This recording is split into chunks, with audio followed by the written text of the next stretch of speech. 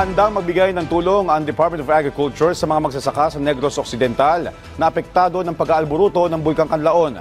Ang detalye sa Balitang Pambansa ni Easter Ann Doza ng PIA Western Visayas.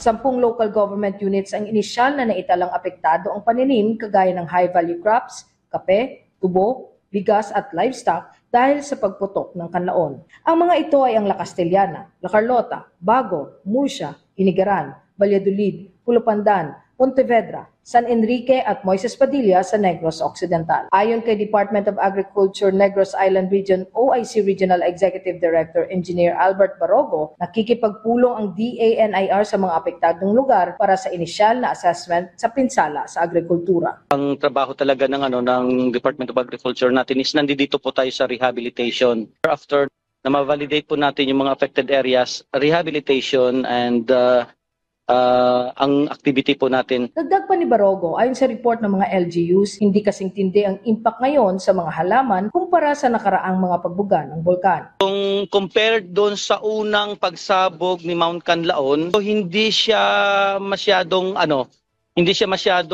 kasing yung epekto niya hindi ganoon ka grabe sa dating kasi ang reported nila po dito is more on dried powder, yung asphalt na bumagsak. So most likely kapag ka tumama po siya sa mga kahoy, hindi siya yung nakadikit talaga katulad nung dati na medyo basa.